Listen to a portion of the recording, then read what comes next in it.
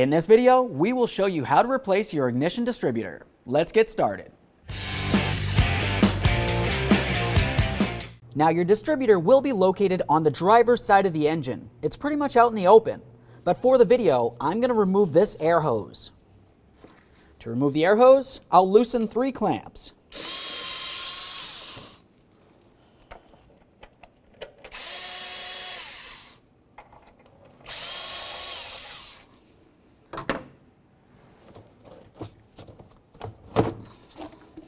Continue on to removing your cylinder 1 spark plug wire. We'll give it a little twist to break it free from the spark plug and lift it up and off. Give it a quick inspection, make sure it's still soft and pliable. Continue on to removing your cylinder 1 spark plug using a 13/16 spark plug socket.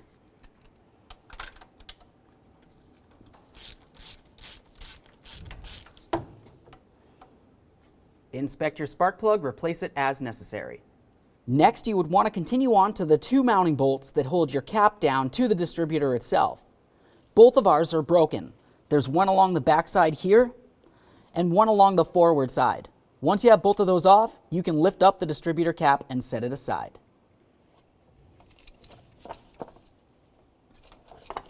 The next thing you want to do is make your way over towards the passenger side front of the engine. Down underneath the alternator, next to the crank, you're going to find a tab that protrudes outward.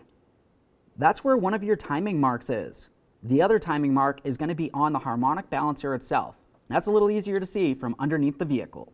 Now we can start finding top dead center. From underneath the vehicle, looking at the crank, or at the harmonic balancer, I can see the writing. I see TDC. Right below those lettering, there's a line with a 0. Then there's another line with a 6, and so on. We're looking for the line just under the TDC to line up with this top notch up here. Once we've done that, we want to make sure that the piston in cylinder 1 is all the way at the top, and that little rotor inside the cap is aiming where the cylinder 1 spark plug wire would be located. Let's turn this clockwise until it lines up.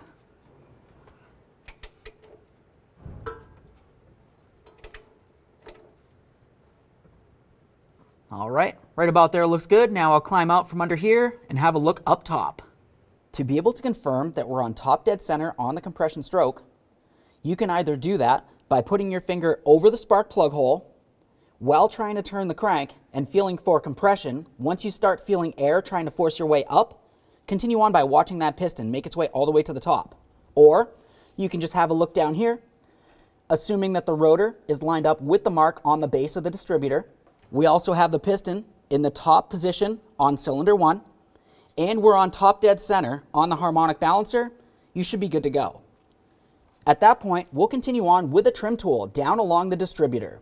Find the wiring harness. It should have a little push tab that goes directly into it. Just pop that out of place. Once that's off of there, disconnect the wiring harness.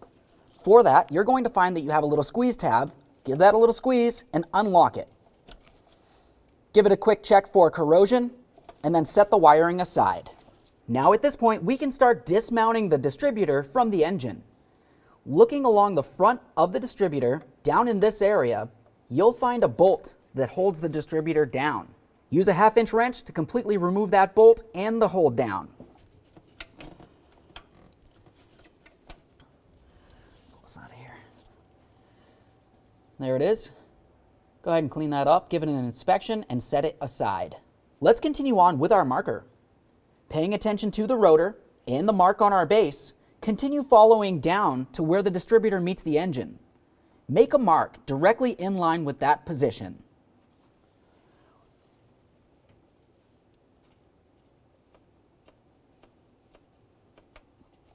All right, so now we can grab onto the base of the distributor. We're going to start lifting it straight up and away from the engine. As we do, pay attention to the rotor. You'll find that this is going to spin. Do not touch it. Wherever it spins to, make sure you mark that area and leave it there. Let's reach down here, grab onto that distributor, give it a little wiggle, and lift it straight up and out, once again being extremely careful not to twist the rotor.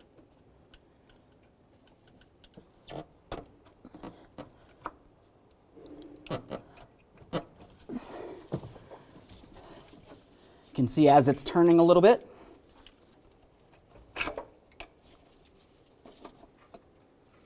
Remove your distributor from the vehicle. Now the reason that the rotor had spun while we were lifting it is due to the angle of these cogs. With that said, let's have a look at where the rotor matches up with the distributor now. Comes down coincidentally in perfect alignment with this area. We'll just mark that. At this point, we can continue on to removing our oil pump shaft. This shaft goes from the bottom of the distributor down into the oil pump, down inside of the engine. Go ahead and clean that up, give it an inspection, and prepare to install it into your new distributor. To prepare our distributor, take your shaft. You'll notice on one side of it, it has a locking clip. The side with the locking clip goes directly up into the distributor. We'll slide that into position and press it in. Give it a tug to make sure it's completely secured. Once you've done that, continue on by removing your 2 Phillips head screws that hold the cap to the distributor.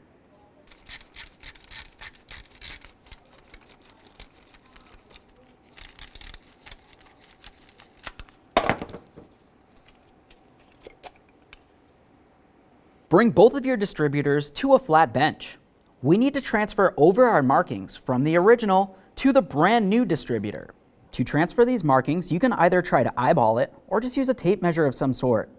My first marking is at approximately 3/4 of an inch from this nub. Let's find that 3/4 over here. We'll make our marking. That's where the rotor should end when fully installed. Now let's do our second marking. This is the one that the rotor ended at when we were removing it. This is at approximately 1.5 inches on our application. Now it's time for our last marking. We'll take that from the top and bring it straight down from our original black marking all the way down to the bottom of the base.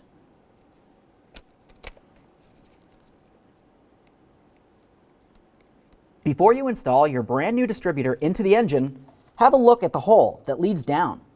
We need to make sure that we clean and inspect the inside of the hole here and all the way along the top of the engine where the distributor needs to sit. As you're cleaning it, make sure you don't brush any of the debris into the mounting hole.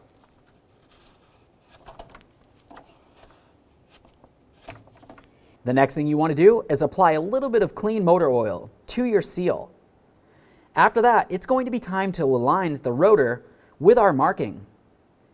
We remember that we made 2 markings. Now let's align the rotor with our marking. It's important to get this as close as possible, so when we bring this down into the engine, it aligns with the other marking.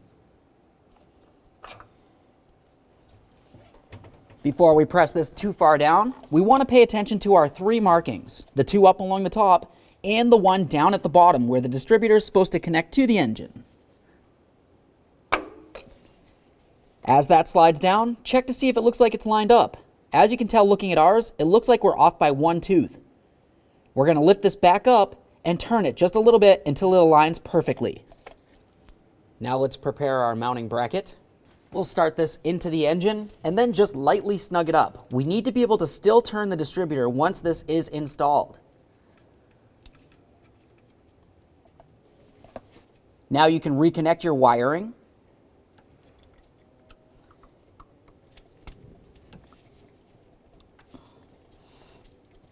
Make sure you hear a click, give it a tug to make sure it's secure. Continue on to mounting it into the distributor. Now we can install our distributor cap. You'll notice on the top of the distributor cap, you have an area with a number 1 on it. That's where your cylinder 1 wire needs to go. It should also line up with the rotor when it is installed. Let's put this in position and snug up our mounting bolts. Be careful as you do this not to turn the distributor.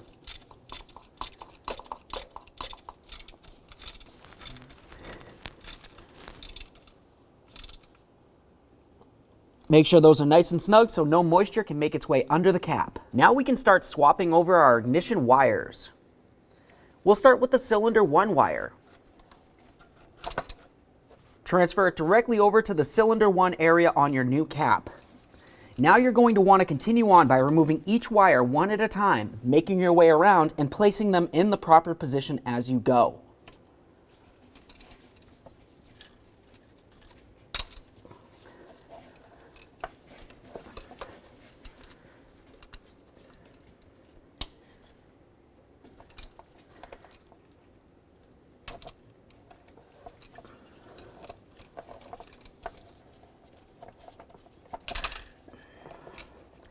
Make sure you put the coil wire into the center.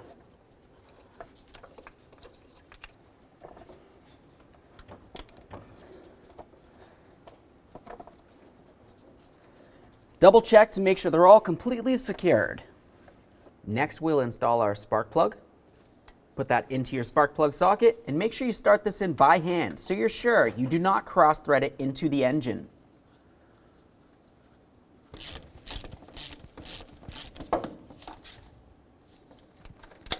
Once it's snug, torque it to 20 foot-pounds.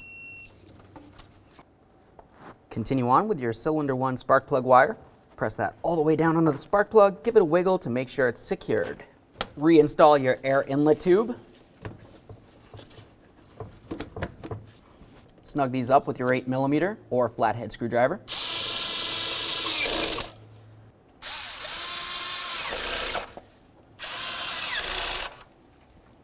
The next thing that we will do is make our way over to this cover. You'll find that you have a small plastic push clip. Remove that and then remove the cover from the top here. That'll expose the throttle cable.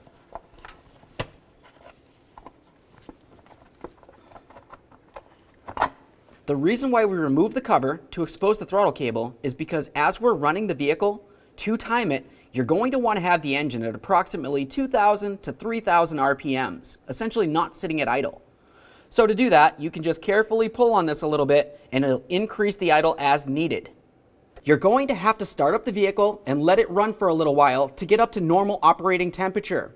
If it does not want to start or even spits and sputters and then dies out, try slowly turning the distributor a tiny bit one way, retrying. If it still doesn't work, go a little bit more the other way. Assuming it runs, let it get up to operating temperature. Once your engine's at normal operating temperature, it's time to start timing the engine.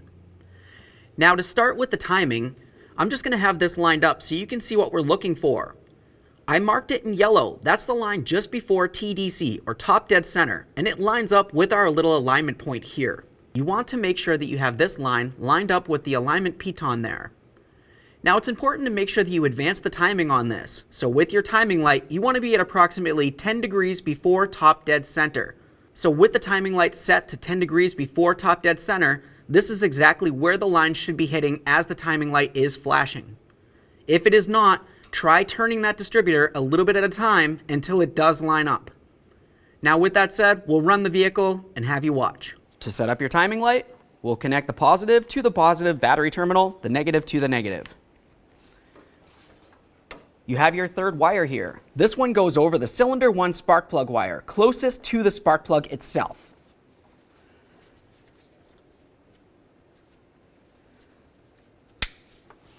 Make sure the wire is clear from the belt and the fan.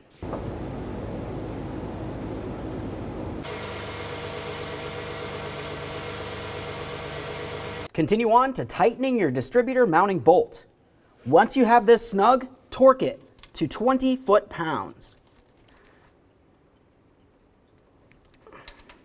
Now that you have that tightened, the next thing you need to do is just recheck your timing, just to ensure that that distributor did not twist in any way.